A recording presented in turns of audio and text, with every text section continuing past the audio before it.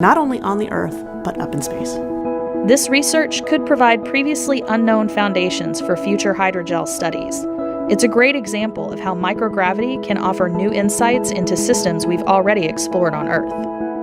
The data that we're collecting is so basic science that it's hard to find those sorts of projects at this stage. As a researcher, that's really exciting for us as well.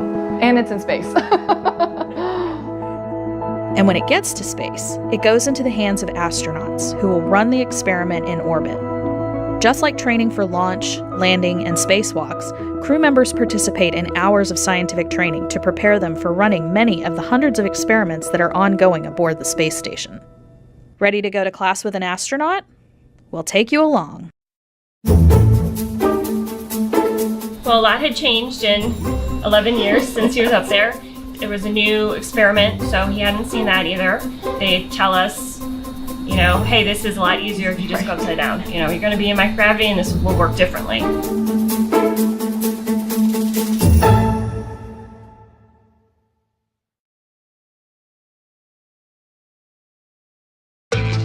Hi, I'm Terry Virts, and I want to talk about floating in space.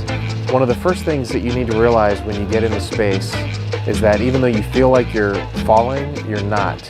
You can let go and you float. It's not a problem. It's something you really have to train your brain to think about. Another thing that you need to learn when you first get into space is how little force is required to move you.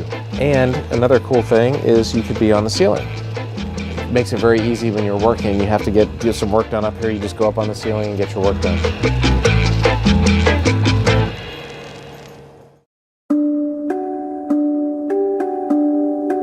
Our team of scientists is busy getting their experiment ready for launch. At the same time, NASA's preparing the space scientists who will operate the experiment aboard the International Space Station. So as astronauts on board the space station, we are the hands and eyes of the researcher. They are telling us how best to do the science, but it's up to us to make sure that science runs correctly. Astronauts train all over the world, including at NASA's Johnson Space Center in Houston, Texas. Here, they learn not just how to live in space, but also how to conduct science in microgravity. So many folks ask, how much training did you do before launching to the space station? And the answer is many years. So we train in a lot of big areas. Number one is systems on board the ISS, robotics, how to do spacewalks, and actually science itself. Now, we don't learn about a lot of the science experiments we're doing until we get up there, but what they are teaching us is scientific techniques. The techniques astronauts learn range from using tools like pipettes and microscopes in microgravity to operating scientific hardware aboard the space station. For example, we study combustion aboard the station because it behaves differently in microgravity. You wouldn't want fire to get free inside your home in space, though, so we've created special facilities to contain it. If it looks complicated, it's because it is. And it's just one of the pieces of equipment astronauts must master before they go to the space station. Hi, I'm Tracy Neff, and this is Sharon Ranke, and we're in PDL2 right now, and we're down here at JSC to do the fluids and combustion facility training for the combustion integrated rack and the fluids integrated rack. So basically, PDL2 is a mock-up of the US lab. Since 2008, we've been coming down and training all of the crew members who will do payloads on the space station. We've been training cosmonauts as well. How many crew do you think you've trained at this point? Probably 50, probably over 50 crew members we've trained. Today, Tracy and Sharon are back at work with a former student, NASA astronaut Mike Fink. This isn't Mike's first rodeo with the station, or this equipment for that matter. So back in 2008 and 2009, we were aboard the International Space Station when a space shuttle, STS-126, Chris Ferguson and crew, dropped off a whole big bunch of packages. And we carefully and slowly put it all together. But when it was all done, we had a brand new, ready, fresh out of the box combustion integration rack. And since then, our friends at Glenn Research Center here at NASA, we've been able to get some fantastic science about how things burn in space. Without gravity, without convection, things burn. And by understanding that better, we were able to make more fuel-efficient engines and things here on planet Earth, helping save our energy. So you can see it in the video. All the hoses are within the ring, and so they all fit in nicely, so they shouldn't interfere with us. Sounds great and looks great. Thank you. Well, a lot had changed in 11 years since he was up there. So he did get most of the information again, and it was a new experiment, so he hadn't seen that either. He did great. He's a quick learner. It's great to work with, very methodical, and good humor, which is always, we like to have fun when we're training. But the lab camera will be showing, we have and the camera. I will be like looking, and I'm gonna go slowly, and that would be your chance to say no. Yes.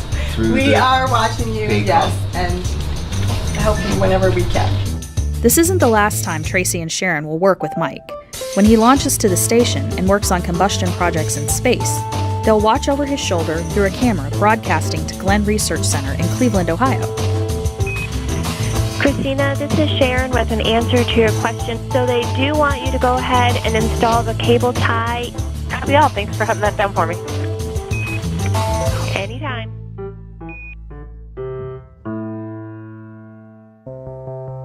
Being able to operate and maintain the space station while conducting crucial research could get overwhelming. Luckily, astronauts have strong support teams on the ground and often develop personal connections to the research. I was so impressed at the different things we'd be working on, cancer or Parkinson's or even Alzheimer's disease. So as a physician, these meant a lot to me. These personally were very important experiments that we needed to do. But in all honesty, the entire crew, not just myself as the physician, were excited about working on these experiments. You get a little nervous at first as you begin to pipette or even utilize a microscope, which I hadn't used in years. But you quickly learn because you realize how important it is to the science, and the investigators and scientists running you through all these experiments were fantastic and just walked us through every step of the way. Yeah, just keep us posted, but Drew and I are ready to continue up. Good working with you guys today, and I'll see you soon. We got here on a Thursday, and it's currently Sunday. We put in a big day yesterday filling up these wells with gel solution and getting ready for handover at 7:30 a.m. on Monday, ahead of launch on Tuesday afternoon.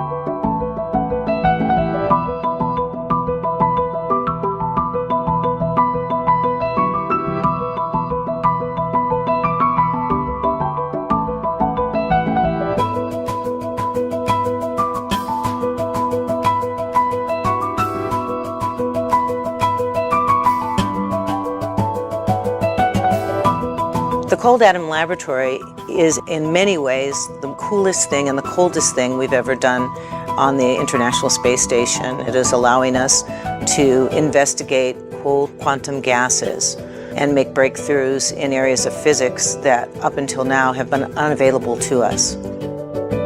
NASA built the International Space Station to do the kind of research that we're doing in the Cold Atom Lab. This is the first time we're able to study this fifth state of matter in space. Bose-Einstein condensation is an amazing feat of engineering in itself, but this type of physics is difficult to do in ground-based experiments. And so doing this in microgravity is going to allow us to really see what's going on. So you have something cool, how do you make it cooler? You put it in space.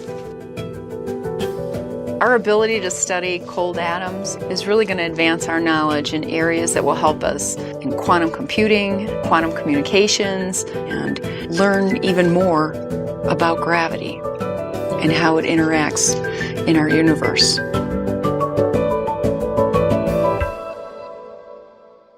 I call it the 10% rule. You got to be 10% smarter than the thing you're trying to operate. My name is Greg Cormouche, and I'm here to test rockets. We supply helium, air, nitrogen, and hydrogen so that they can use them while they're testing the rocket engines on the big stands. We have 4 compressors. Each compressor puts out 400 standard cubic feet per minute, and we send that to the test site. I'm a mechanical engineer. I did a lot of mechanical things besides go to college. I mean, I worked on my own cars, heating and air conditioning work. I was familiar with electricity. First time I walked out on the engine deck and looked at a space shuttle main engine, I said, man, it was overwhelming, you know. Eventually, you know, you stick to it, and I was able to pick it up. The folks that work here are awesome. There's a wonderful group of men and women who keep this place up and running. When you're here as much time as we are, this place is like family. Being a part of the SLS program it's a life event, you know. This is going to be the culmination of all that hard work that everybody put in years ago. Hey everybody, technology is always getting smaller. A computer used to take up an entire room, but now it fits in the palm of your hand. Well, spacecraft aren't all that different. They're traditionally very large and difficult to build, but we're working on ways to miniaturize them. We're going to talk all about that on this episode of Crazy Engineering.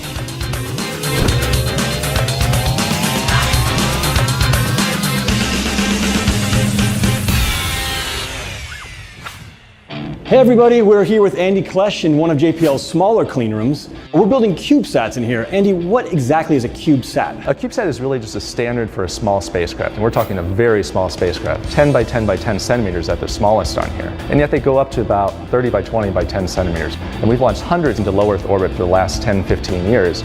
So this really is in a big contrast to how we normally operate at JPL with our larger clean rooms and our larger spacecraft. It is. We're trying things a little bit different over here. It's much more rapid development, trying things out with 3D printing, and building things up a lot quicker because these missions are a lot smaller.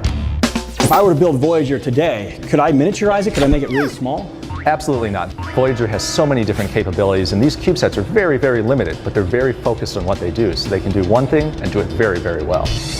You're the chief engineer of one of these CubeSat projects. Could you tell us a little bit about the one you're working on? I work on Marco, or Mars Cube 1. Can we take a look at the spacecraft? Absolutely, it's right here.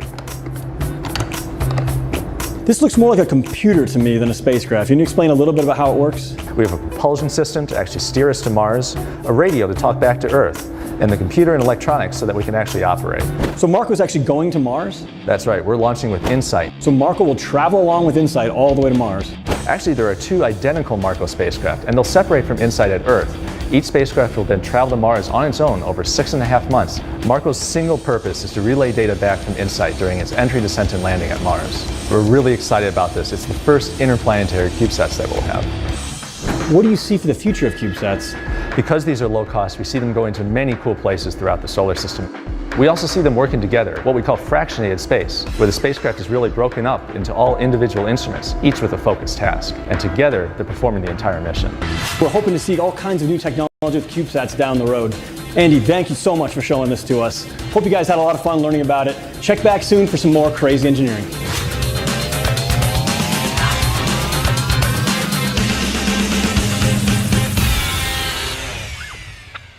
If you guys like that, you can click over here to watch more crazy engineering, or click here to subscribe to the JPL YouTube channel. If you want to learn a lot more about what JPL is up to, click this link down here. From space, we see deep into the heart and veins of our ever-changing planet. Pictures of Earth are worth more than 1,000 words. They are the blueprint for our future. To unlock the full potential of space's unique vantage point, we've created powerful tools. Tools that gather valuable data. Data that enables farmers to efficiently manage water and fertilizer for stronger food yields. Data that scientists use to monitor ticks and mosquitoes that carry harmful diseases. Data that first responders use to find the fastest routes to save lives. That's only a glimpse of what we can do today. In the future, when combined with AI and powerful computing, a broader range of space data would generate infinite solutions for Canadians. Imagine a future where we can use space data to better understand and predict the impacts of climate change, like rising sea levels, extreme weather, wildfire risk, and flooding.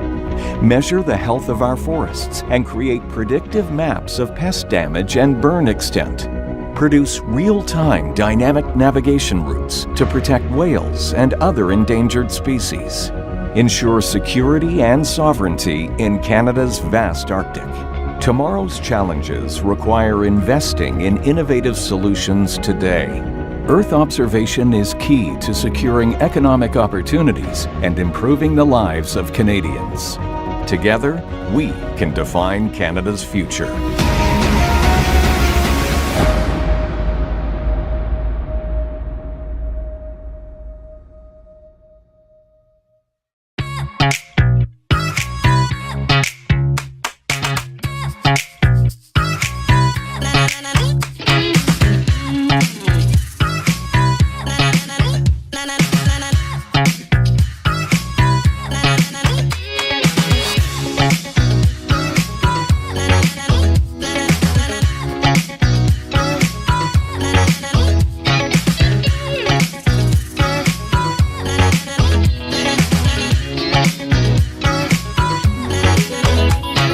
It's extremely exciting. In my lectures, there are always young people in the audience, and they always want to know when they're bringing it back, you know. And I always say, I don't think ever. I think NASA, you know, they realizes that they have two marks, so to speak, but somehow they can be made to coexist. We had to analyze what had been done by NASA in the past. Finally, we realized that we had to have a unifier, something that was very strong to hold it all together. So over the process of working on it, over the first month, I think we got simpler and simpler with our solutions so that it would work miles away on a T-38 or a rocket or a space shuttle.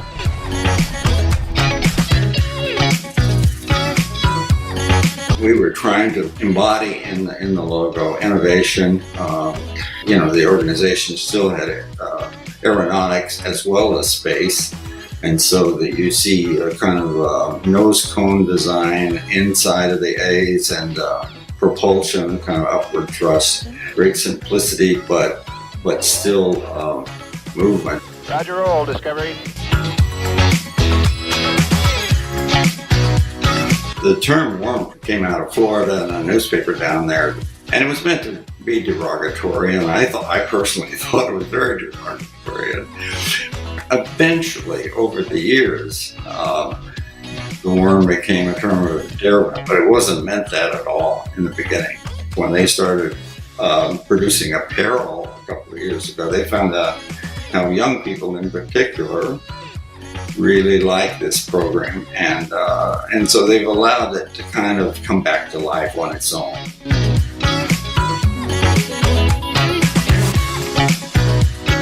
It's validation, I think, of the sort of timeless approach that we brought to this. Space is about the future, and if we can still hang in there, and if it still represents that, then it's quite a victory, I think. You know, aesthetics aside, the goal was to do that, to hold up for decades, and apparently it's still it's got better legs today than it did then.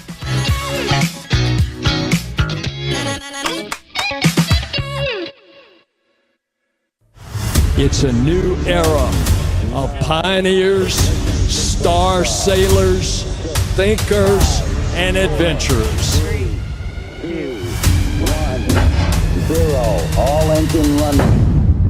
Let's go.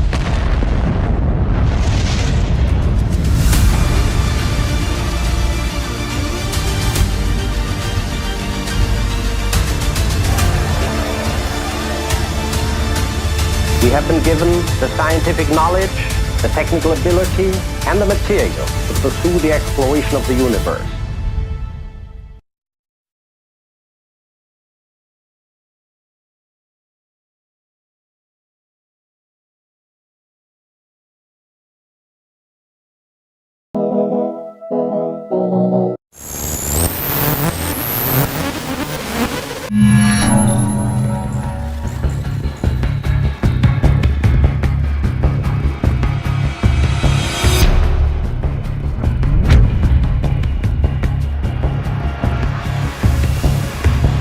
Ask any group of people what organization is most responsible for revolutionary advances in space technology, and there is little doubt their answer would be NASA. Clearly, over its long history, NASA has been one of the most innovative and exciting change agents the world has ever seen, proving that we can accomplish great things if only given a goal and the opportunity. That feeling has been firmly imprinted on the NASA DNA. and continues to motivate all those who push the envelope of technology. But rather than just rest on its laurels, NASA is moving to expand its role as a change agent in new and exciting ways. In order to do this, the NASA culture will need some minor tweaking first. Today's generation of NASA researchers are working to alter some outmoded practices of how technologies are developed and implemented at NASA. If these ideas take root, they have the potential to revolutionize NASA from the inside out. Coming up on this episode of NASA X, we will follow members of Space Technology's Game-Changing Development Program Office as they work to revolutionize and mature new technologies within NASA. We will feature a few of the many technologies managed by the GCDP to see how these innovative ideas are advancing the missions of today and missions of the future as well.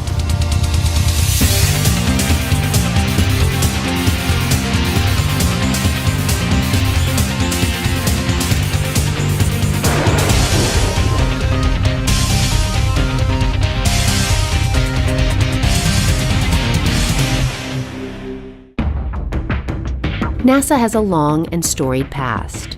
In its short history, the agency has accomplished truly breathtaking achievements, forever changing how humans view themselves in the universe.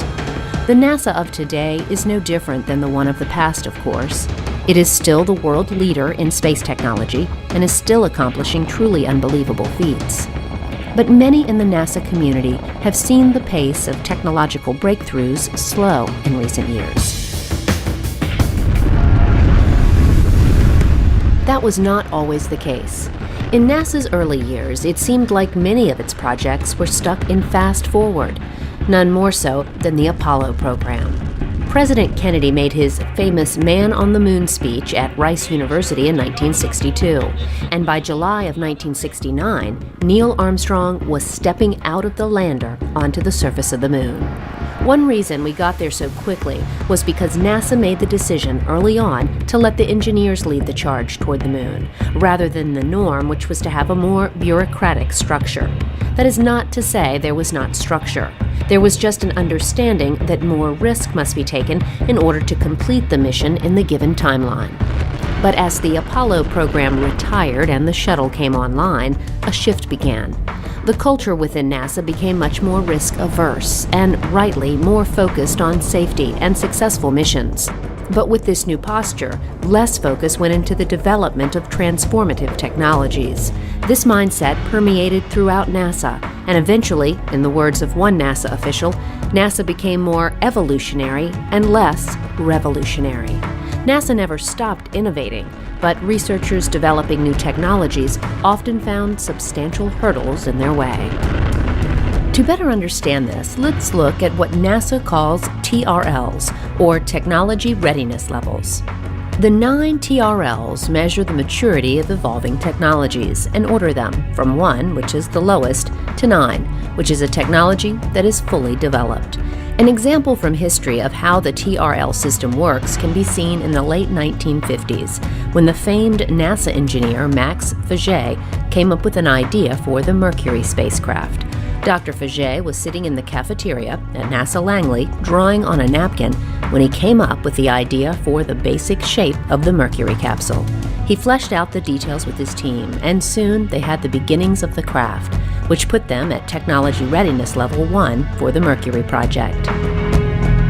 He and his team then began moving through the other levels, testing and building models, and after a few years, arrived at TRL 9, which culminated with the first manned flight of the vehicle on May 5, 1961.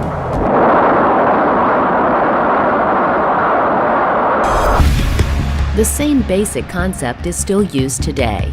Researchers come up with concepts and ideas and hope to move them through the early TRL stages all the way to full maturity.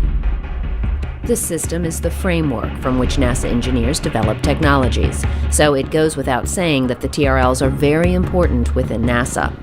But in the last few decades, many researchers have come up with great ideas only to find themselves stuck in the lower TRL stages.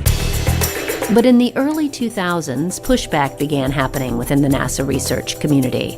It was widely agreed that there needed to be a way to push important concepts to the front of the line and move them more quickly through the technology readiness level stages. To do this, a sea change needed to happen within NASA, which would completely alter the current culture and get us back to our leaner, engineer leads the way mentality. That sea change happened when NASA's Space Technology Mission Directorate created the GCDP, or the Game-Changing Development Program Office. Space Technology developed the GCDP with the idea that new, exciting, disruptive technologies would be rapidly infused and given the chance to prove themselves more quickly. If you look at the Space Technology Program, especially if you look at the Game-Changing Program within, our projects are about 2 years long with an option to extend them for a third year. So basically we are carrying on executing our existing portfolio, and by the end of the year we will develop dozens of new technologies that we can make available to other programs within space technology, other stakeholders such as human explorations under the AES project, or maybe we can pass on technologies to Science Mission Directorate as well. The idea here is to take some more risks and to do some things instead of incrementally, but in a transformative or disruptive way. Let's look outside of the box. Let's look for completely different ways of doing technology. And so the idea is that we can afford to take risks and target technologies that will hopefully have orders of magnitude improvement, that can do things that we've never been able to do before. With this idea firmly established, the team needed to begin looking throughout NASA to determine which projects would be first on the list. Somebody might have a great idea, a new way of doing navigation or communication, and they'll come and they'll pitch that idea to a PI. If the PI believes it's a good fit within our portfolio, that it meets game-changing metrics, that it's aligned well with agency priorities, then they'll develop what we call a New Start proposal, and they'll bring that to our program board. So they have to be a TRL3, and that's, they've gone through the proof of concept. It's not basic research, it's not a scientist in the lab, but it's someone who's taken it and said, look, I've checked it out in a small way, a small scale, and it's proven itself. I need to get it from TRL3 to TRL5, through the Valley of Death, we call it. This term, Valley of Death, is apropos because this is where so many promising technology ideas falter. Generally, an idea in the TRL range of 1 to 3 are proof of concept ideas. But once they get into the TRL3 range, more often than not, excess funding and time needs to be spent on them to move them forward.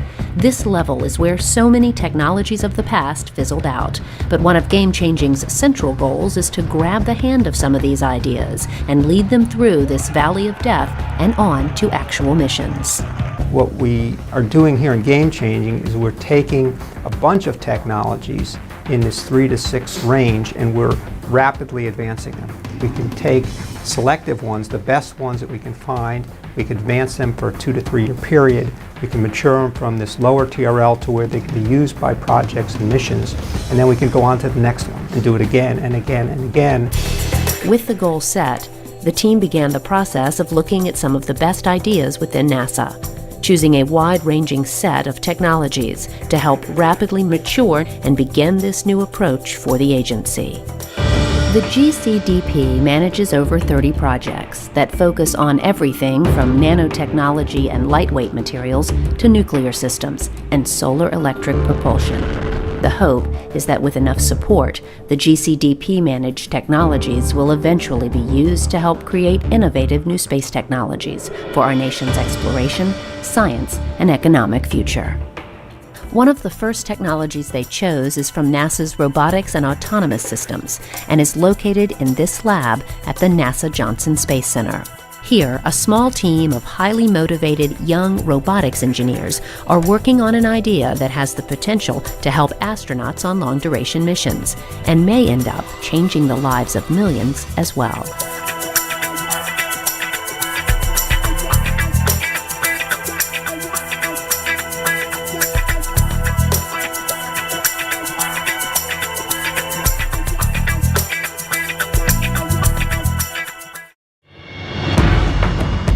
One of the first Space Technologies GCDP projects we will explore is located in this lab at the NASA Johnson Space Center. Here, a group of NASA researchers have come up with an exoskeleton that they call the X-1. It has the potential to solve some major problems for astronauts on long-duration missions. This 60-pound assisted mobility device is worn on the legs of the wearer and is used to assist them in various ways. To understand why NASA is interested in a device like this, you have to understand a little about physics in space. A major problem faced by astronauts in space is bone loss and muscle atrophy due to a lack of use. Generally, on shorter trips, the bone and muscle density problem can be easily managed, but longer duration missions pose a much greater threat to crew health and performance. Here on Earth, we use our legs every day to walk around, but on orbit, the astronauts are in microgravity, so muscles and bones, especially those in the legs, aren't being used as they would be normally. Because of this, muscles weaken and bones begin to lose their density. As a result, some astronauts come back to Earth with up to 30% less bone structure in their legs and with significantly weakened muscles. To combat this, NASA doctors prescribe a strict regimen of exercise on orbit, but there is only so much that can be done. Generally, there is a treadmill and other bulky devices used to keep in shape, but these only provide limited success. The X-1 may be able to change that. I guess one of the biggest things for NASA and their astronauts is keeping their astronauts safe and keeping them fit and keeping them in good shape. We're looking at in the next few years, we're going to start sending astronauts to the space station for year-long missions instead of just 6 months, right? And so how do we keep them fit? How do we look at muscle density loss and bone density loss and muscle atrophy and things like that? If we look at a device like this, look how much, you can see how much smaller and compact it is. And this is really going to hopefully pave the way towards smaller technologies for countermeasures that we can use when we're in a smaller capsule and we want to go back to the moon and out to Mars. So the goal on Space Station, we're looking at two different things right now. We're looking at it for dynamometry applications, which is basically measuring muscle strength. And so we've been working with the Human Health and Performance Group and saying, wouldn't it be great if we had a device on Space Station that we could use to measure muscle strength while they're up there? Because they don't do that right now. So now what we're looking at this to do is say, you go use ARED, you go use the treadmill or the stationary bike, and then maybe once a month or once every 2 weeks, you use the X-1 as a dynamometry application so we can measure your muscle strength. And we can really start to close the loop with the physicians on the ground and the prescriptions of exercise that they're giving the astronauts to see how effective they are. At its core, it's a mobility assistance device. So you can imagine that when we go to Mars, no matter how much you exercise along the way, you're going to be very tired when you get there. And so now maybe we can use this not only for exercise, but you can use it for mobility assistance when you get there, because you're going to be weak. All of your joints that are actuated, you can use them to resist you, or you can use them to assist you. NASA is very interested in the X-1 for use in space, and this same device could also be a game changer for anyone who needs rehabilitation, like stroke victims. X-1 could be even more life-changing for paraplegics. Early on in its development, the team partnered with the Florida Institute for Human and Machine Cognition. This group has been working on a mobility device that could serve as the legs for wheelchair-bound patients. At that time, they had their own exoskeleton that they had developed called Mina V0, and they were really focused on mobility assistance, helping persons with paraplegia get up out of the wheelchair, walking again. And at that same time, we had, Robonaut, which we had just flown to space station. We worked on all this hardware. We developed all the actuators and all the mechanical and electrical assemblies for that. We developed all the safety systems in order to be able to send it to space station. And so we said, well, why don't we come together? We take that knowledge that we have about building these structures, and we'll take the knowledge that you guys have with assisted mobility and your high-level software, and we'll come together and build X-1. And so X-1 is really about improving life for people here on Earth and in space. The X-1 has the potential to change the lives of anyone suffering from limited mobility. When asked, many paraplegics say just being able to stand, reach the top of a shelf, or have a conversation with another person at eye level can improve their quality of life significantly. Much work is going into the X1 to make it accessible to as many people as possible. It is relatively lightweight and has been designed in a way where it can be adjusted to fit many different body types. And for persons who have lost their ability to walk, there's also a pre-recorded walking gait that can be adjusted to help them learn to walk again. In this iteration of the X1, paraplegics must still use crutches to help them balance and walk. But the hope is that the technology will develop to where the device can be utilized without crutches. You know, my mom has multiple sclerosis, and she is 80% kind of confined. And for a device like this to help her, that's something that she looks at saying, I wish I could have that. But in 10 years from now, people won't be saying that. I think people will be saying, oh, let me go get that out of my closet because I'm ready to go out and walk around.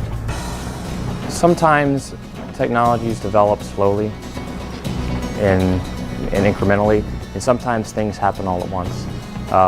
It's a term, the tipping point. I think with this type of technology, we've actually found a tipping point where the actuation technology is there, the computation technology, the applications for spaceflight, and the willingness and people's interest in this type of technology. And all these things converging at once, I think that's what makes something, that's how the game has changed. All these technologies happen at the same time, and people are grasping that opportunity to really to make a difference. So it's not only changing the lives of astronauts, improving their health, but it's also improving lives here on Earth. We feel that it's not just game-changing, it's actually life-changing.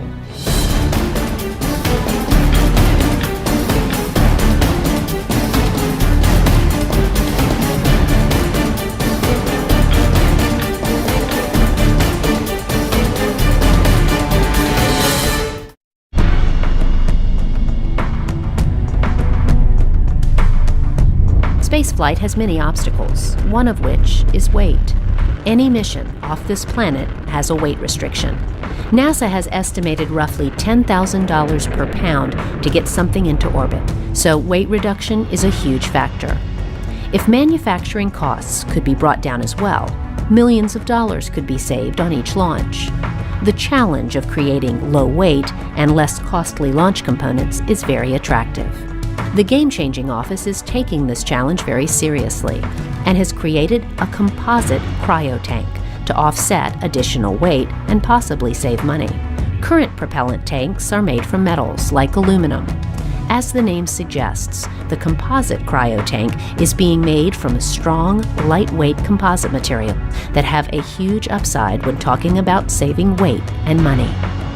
We start out the project looking at a 30% weight savings over traditional state-of-the-art aluminum or aluminum lithium tanks. And we did a phase 1 activity with 4 contractors before we down selected to Boeing for phase 2. And out of that studies that we had, we were getting anywhere from like 35 to 40% weight savings. Every pound that you save in mass on a launch vehicle, you get that savings in payload. And it's depending on whether you're, at the core stage or an upper stage, that ratios vary. But you do get significant savings. So you get more performance, you get more capability, or you get increased payload. The process of building the cryo tank is not only cost effective, the weight reductions could ultimately save millions during a mission. Current composite materials are cured in large ovens called autoclaves. This process can be very expensive, but NASA's composite cryo tank is being developed out of autoclave, making it much less expensive. Saving the out of autoclave or the autoclave expense, meaning that normally you have this huge tank and it's a composite and it's got all these materials that are in it, and you have to cure it in a huge oven. You got to maintain the oven, you got to buy the oven, you got to procure the oven.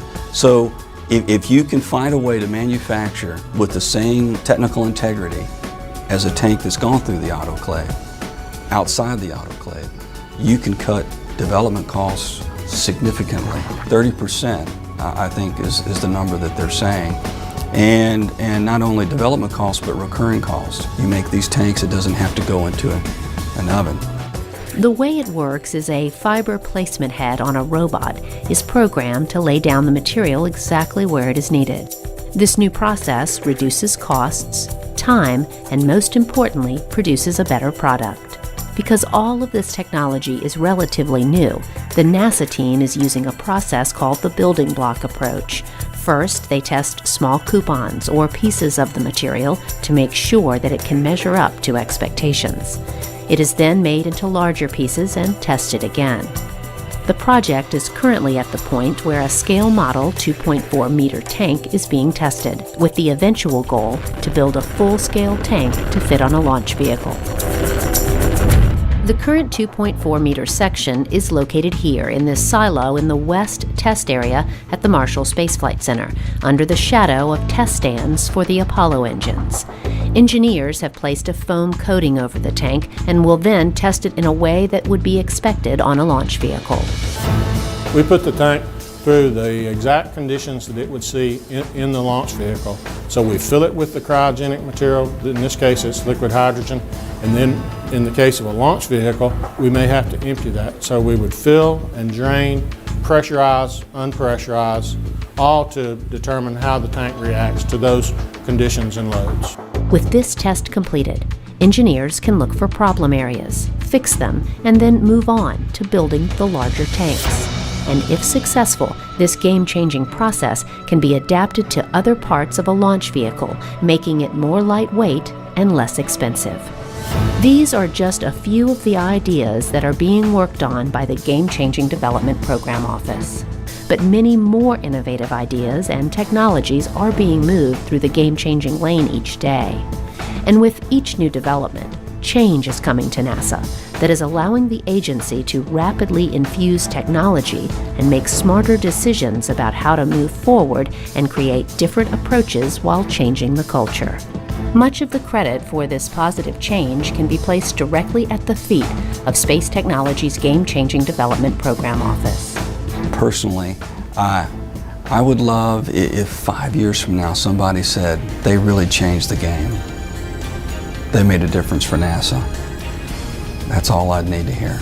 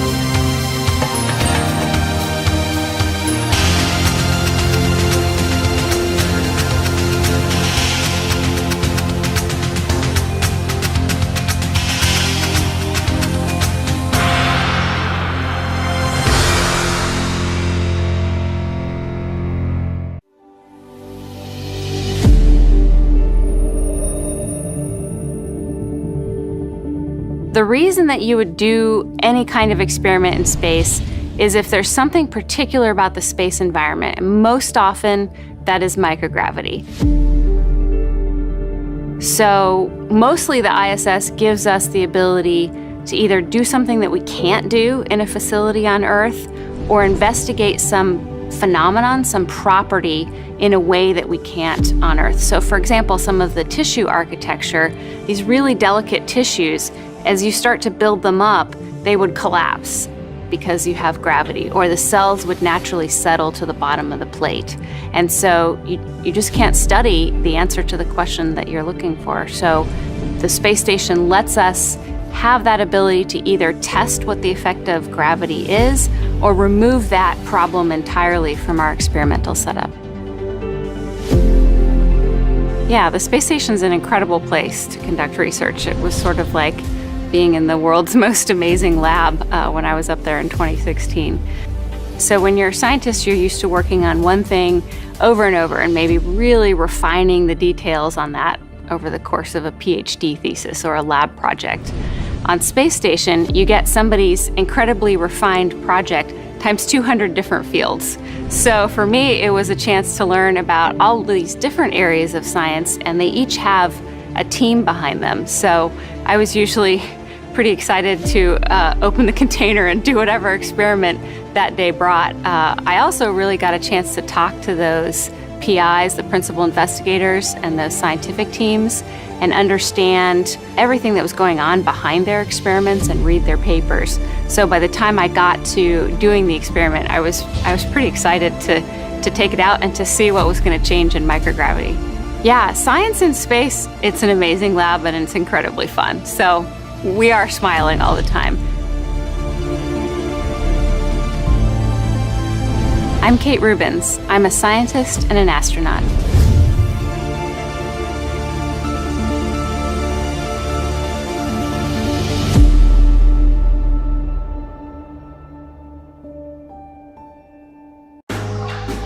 Wherever, however, whenever. We're here, there. We're everywhere.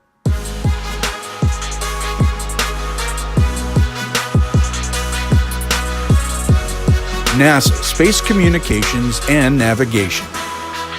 Exploration enabled.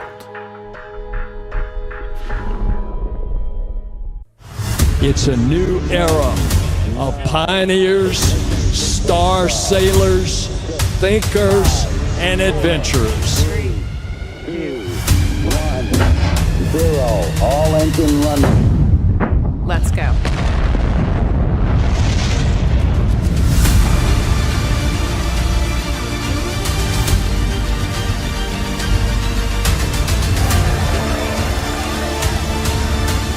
We have been given the scientific knowledge, the technical ability, and the material to pursue the exploration of the universe.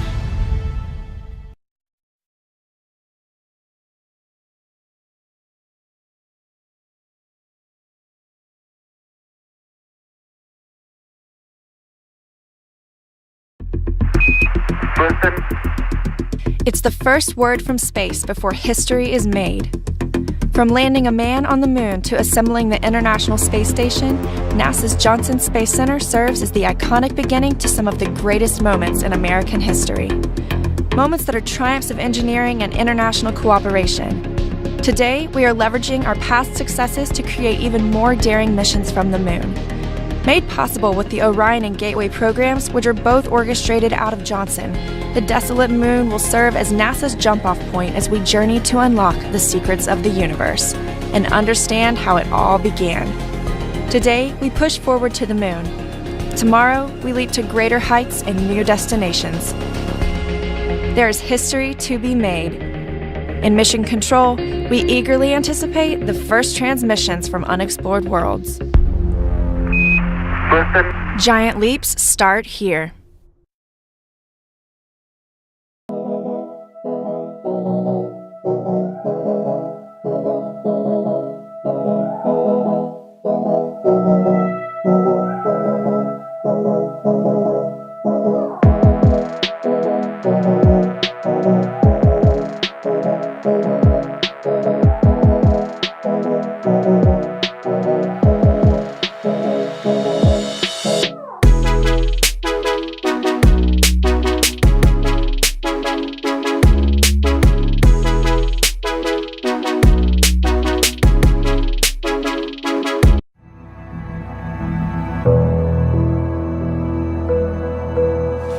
Good morning, everybody. Roll call. Got the pilot, got the co-pilot, GEOC operator, mission director. All right, flight mission crew, FCIFs are complete, and flight currencies are all checked. Crew schedule has been published. We're NASA 872. Engine start expecting 0600. Estimated landing of 07 tomorrow morning. Subdivision duration's approximately 24. All right, thanks everybody. I didn't ignore your email.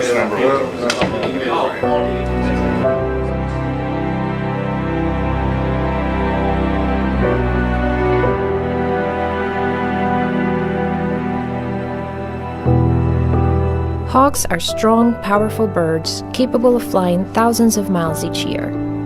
Some species undertake long migrational journeys, a testimony to their strength and stamina.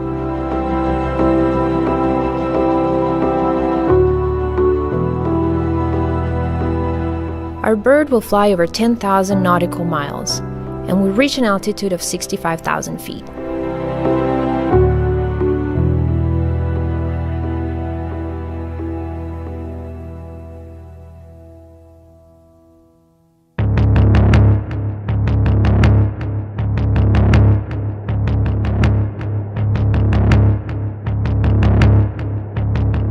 Preparation for an HRX flight starts a couple of days before the flight, where we get together and look at the meteorological forecasts and decide where to send the aircraft.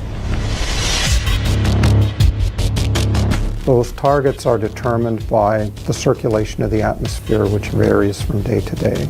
And so we design a flight based on meteorological data to go down and sample in near the tropical tropopause, so what altitude to sample, also what latitude and longitude to sample. We're looking at all the areas where the scientists want to fly, and we coordinate those areas with the Federal Aviation Administration. We work with the scientists beginning at that time to come up with options and a plan to get them what they need. We try and maximize the time that we spend in the air. For this experiment, we're focused on regions where temperatures are cold because we're interested in high altitude clouds. These clouds are about 10 miles or 16 kilometers above the surface. When all the instruments are ready for flight and everything's been checked out, and the aircraft's been checked out, and we button up all the hatches, and we're ready for flight. 24 wind calms, altimeter 2984. Once everything is ready in the control room, we give the OK for engine start. Got control panel, secure the aircraft to shores. So we're ready for aircraft taxi prep. Copy it, work. Center line, 22 left. Roger. NASA 872, copy, thanks. And Trapper, can I get a takeoff report? Yes, sir. Runway's clear. You go for takeoff. Roger that. 40 knots. 80 knots. Takeoff, ready now.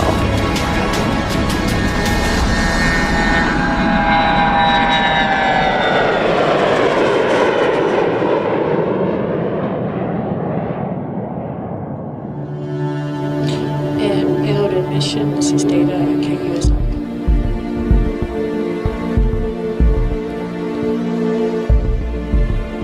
We fly it with a mouse and keyboard, and it's more like flying an airline that's always on autopilot. Well, with the Global Hawk, we have these same controls, only we're just on the ground, and the aircraft could be, several thousand miles away. Rather than pointing the nose in any given direction or setting a throttle for a particular power setting, we just tell the aircraft, go to this heading, go to this altitude, go to this airspeed. The system itself decides on the best way to get there. And one of our challenges is to kind of understand the contingency state that the aircraft is in and make sure we understand what the aircraft is doing, and that's what we truly want the aircraft to do. Most of the time the aircraft is flying in what we call a cruise climb mode. It's actually full throttle in a climb. It gets up to a maximum altitude and then it has to wait to burn fuel off, and as the aircraft gets lighter, it goes a little bit higher and a little bit higher, up to a maximum ceiling of about 65,000 feet. Coming easy left. Roger, release and then turn. One of the things we do during these flights is we have a meteorological team, a team of forecasters down the hall who are watching the satellite products and telling us where thunderstorms are, for example. There might be colder temperatures south of Hawaii versus just off the coast of South America or Central America. So we have to know where to direct the plane. So we look very carefully at the meteorological situation first. Then when they're in the air and you're flying along, oftentimes these forecasts are wrong. So when the atmospheric conditions change during the flight, when we're out over the ocean, a lot of times there's a request for us to change our flight track. Maybe the area that they're interested in is in a different area. So one of the things that we will do is coordinate that flight change. We will use the information we're collecting as we fly along to redirect the plane. If you'll notice up on that forward deck of the airplane, there's a big white 48-inch dish. That's a KU, a commercial KU SATCOM dish, and that is constantly pointing at the satellite that we have subscribed to for the missions. We actually get extensive data transmission from what the instruments are measuring in flight.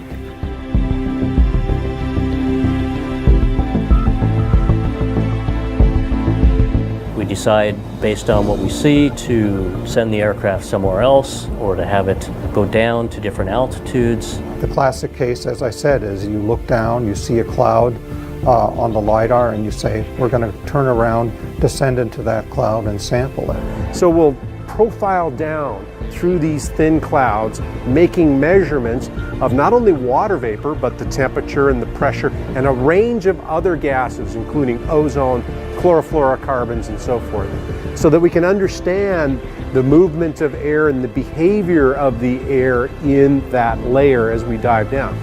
One of the great things about this is being that our ground station is building based and we have all of the scientists in the back room. We always fly with two pilots.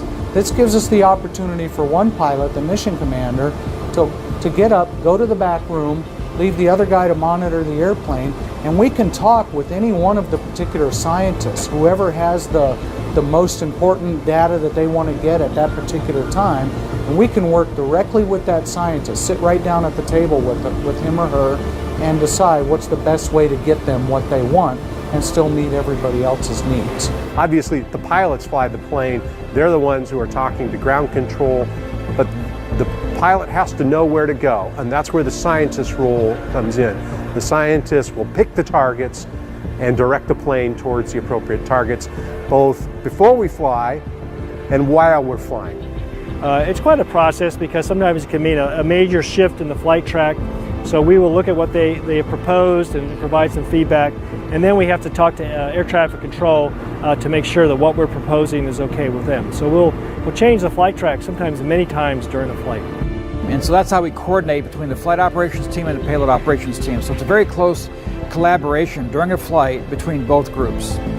Very interesting for me too, because coming from a platform where we would just have instruments loaded on the plane and we just go fly a mission, we get real-time interaction with the scientists, and I've learned a whole lot just in the few years I've been doing this on what's going on in the back end of the airplane. Very exciting and very interesting.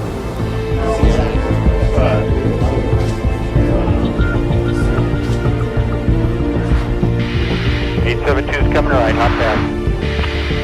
30 seconds.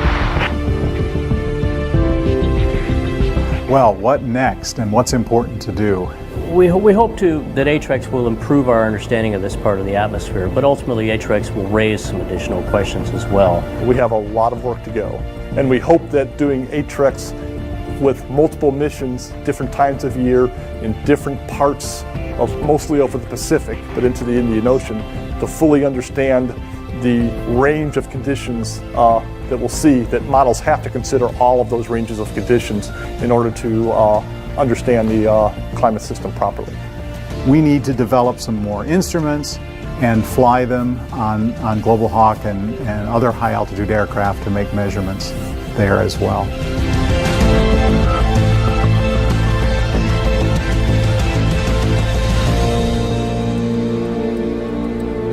Emily Dickinson once wrote, "The brain is wider than the sky."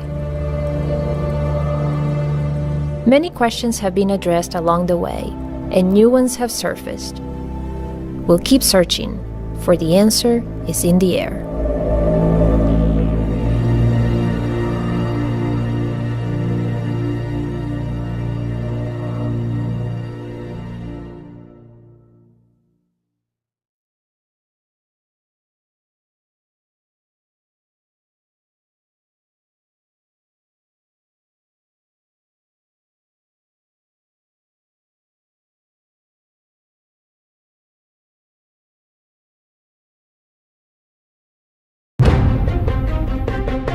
Carl Sagan once defined the Earth as the pale blue dot.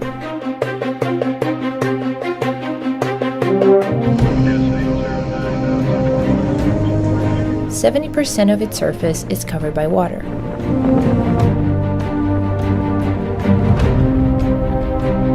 Life on our planet began in the oceans some 3.5 billion years ago.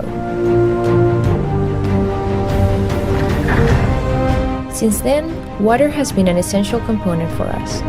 In fact, 2/3 of our bodies are made out of water. We can't imagine life without it. As far as we know, without the presence of liquid water, life is not possible at all. Water is all around us. It's not only in our oceans, but we also find it in rivers, lakes, ice, rain, clouds, even in the air we breathe in, as it's continuously evaporating into the atmosphere.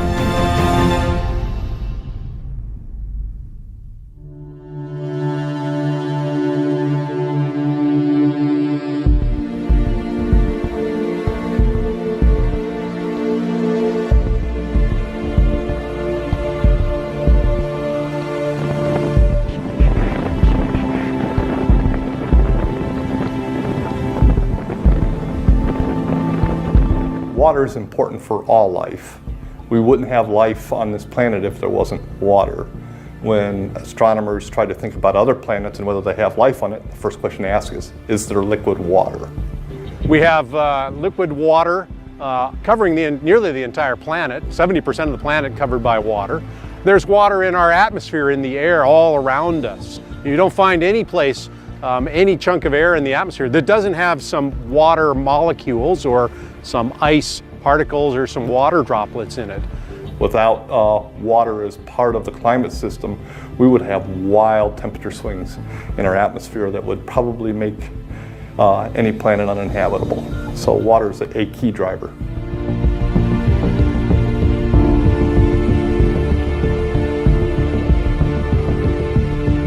So water is everywhere.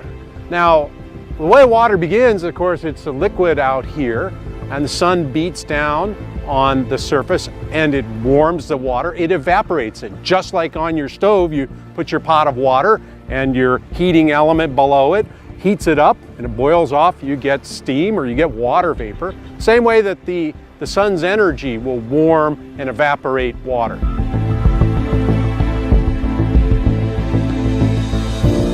That water rises in our atmosphere, and as it rises, temperatures are cooler aloft, and so you form clouds. Clouds are water particles. They're little liquid water particles. Some are very tiny, and they float around as clouds. They can also freeze and form ice particles, and those ice particles float around. Those are also clouds.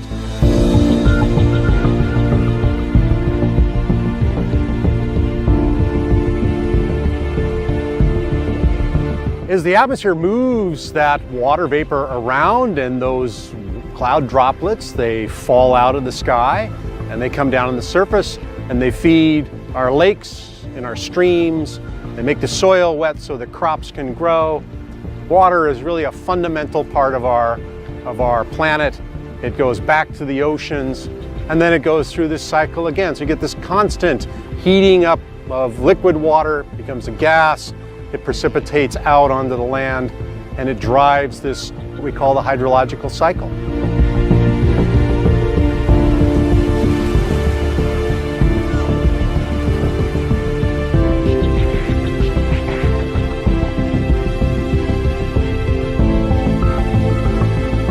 So as water comes into the atmosphere, it has a number of effects. So it helps to make clouds, it helps to make rain, but water is actually a very important greenhouse gas. Also, water carries energy with it.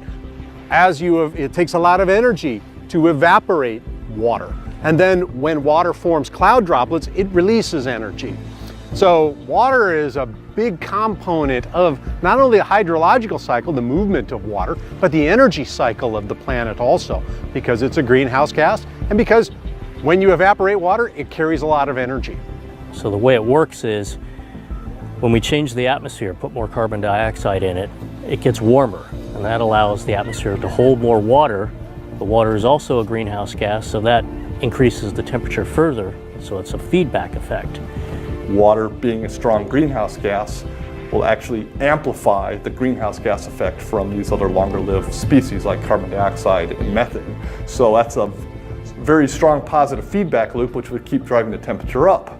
Or you could create more clouds and reflect more energy back to space, which is what we call a negative feedback. So we have this complicated interaction between the positive feedbacks from the water vapor itself versus the clouds that it forms, giving you a negative feedback. And finding that right balance, that's part of what we're trying to understand with the entire hydrological cycle in the tropical part of the atmosphere.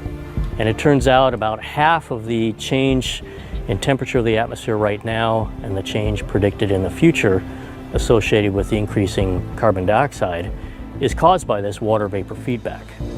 Water comes and goes, and that's driven purely by the physics of how water works. It's a reactionary greenhouse gas as opposed to a longer-lived stable greenhouse gas. But water's the big player in the entire feedback loops of how the atmosphere works.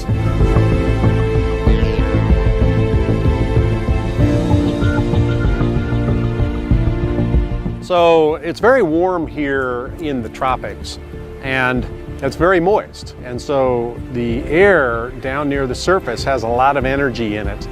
So deep convection in the form of thunderstorms and typhoons actually are more energetic. They go to higher altitudes. And so it can go quite high. We see these big thunderstorms that develop, and that's this air being funneled up, just like a boiling pot of water. The air gets funneled up into the upper troposphere here and actually go very high. And so that extends the troposphere upward to higher altitudes, and the temperature keeps decreasing as you go up, and so it's colder. And so eventually, most of the water gets frozen out as you get up to these altitudes of 50, 60,000 feet. So it's incredibly dry, even though down at the surface in the tropics, it's very wet and moist. It's very high humidity, it's damp. When you get to 55,000 feet, about 16 kilometers up, it's incredibly dry. You still get some water making it up to the tropical tropopause, and there the atmospheric motions transport air into the stratosphere. So air is transported into the stratosphere with a small amount of water that's left behind, and that's controlled by the temperatures at the tropical tropopause. So if the tropopause is colder, less water will make it into the stratosphere. If it's somewhat warmer, more water will make it into the stratosphere. Above us, up at 40, 50,000 feet in the tropics, the atmosphere is going to warm up through this century. And because of that, there will be less freeze drying of this air going up. And so the thinking is that water might go up. Now, water is a powerful greenhouse gas, so if water increases at those higher altitudes, it will act to trap more energy at the surface. So it could cause the temperature to actually go up higher. Climate change will have huge impacts on food supply, on ocean levels and flooding of coastal regions. It's important to understand, put all of this together, to understand how water will change through the next century. The more we understand the processes, the better off society will be because of it.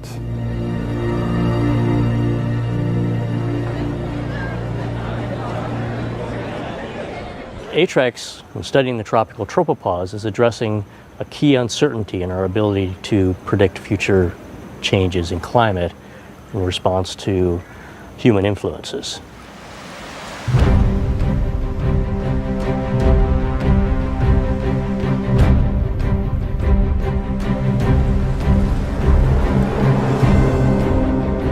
It is believed that Guam was first discovered by seafaring people who migrated from Southeast Asia around 2000 BC.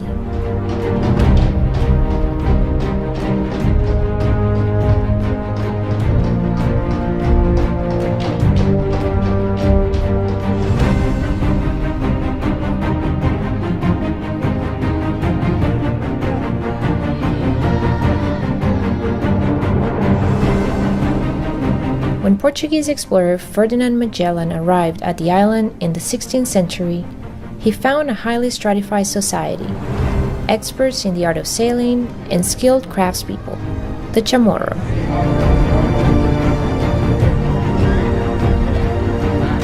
Since then, numerous expeditions have investigated this region of the Pacific, yet there are still many discoveries to be made and places to be explored.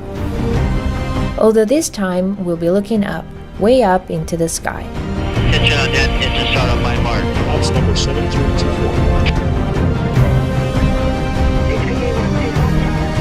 NASA 872. NASA 872.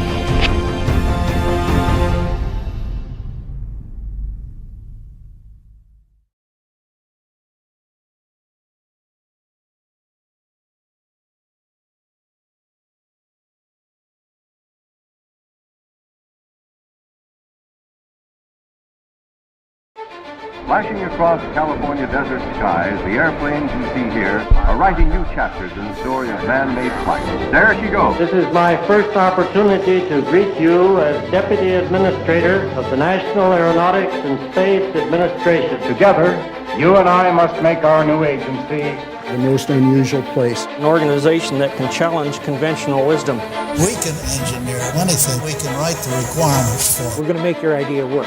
This particular idea is quite disruptive.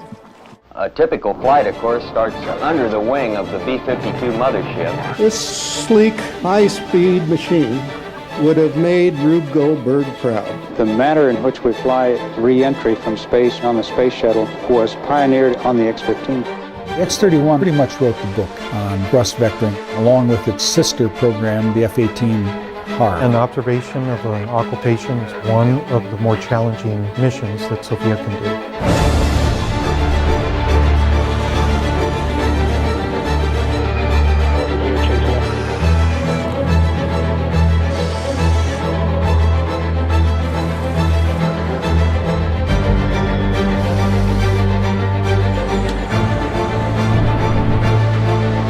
Right now, we are looking at the dawn of a new era of aviation.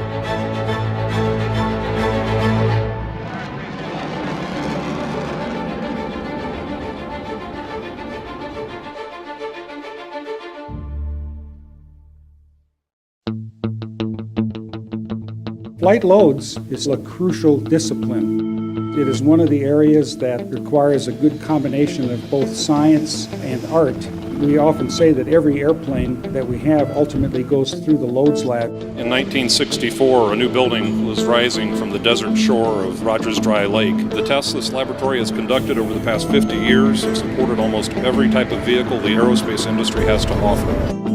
We do a lot of testing in the laboratories to make sure that components are going to withstand the environments that they will see. Every time we go away from the standard configuration on a vehicle, it changes the loads, and we've got to understand how that affects the forces and stresses and things going on within the airplane. We in the Flight Loads Lab have been interested in thermal testing for many years.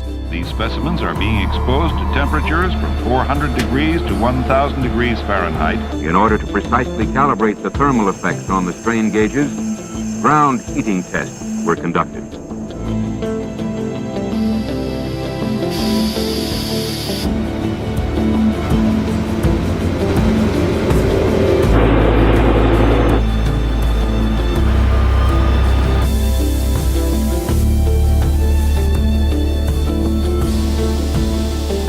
Also, over the years, there's been low temperature testing using cryogenic cooling capability.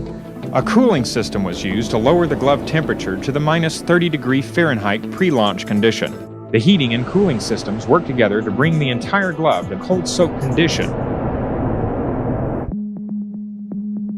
The type of loads that a wing will experience in flight are bending loads, torsion loads, and shear loads. They're loads that are applied to the wings as a result of the air loads that are put onto the airplane when it's flying or when it's maneuvering. How far can we push it? Where is it going to fail and how is it going to fail? So this work here has really been key to being able to help us anchor the models that we're developing to analyze the performance of these structures and also to take that next step and optimize the design of these systems.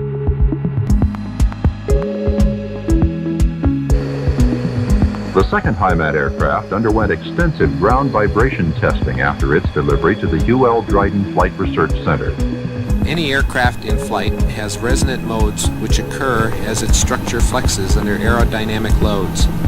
These flexures can become rapid and large. Under extreme conditions, they may even result in structural failure. In Dryden's Flight Loads Research Facility, mechanical vibrators are attached to portions of the aircraft structure. As the aircraft structure is excited at known amplitudes and frequencies, its mechanical responses are carefully measured and tabulated. So we're trying to understand how the airplane rings, basically like a bell. You actually want to see the structural characteristics and how it behaves. Once you go and fly it, if you experience any like flutter or dangerous vibration motions, then it's practically too late. We can tell if the structure is sound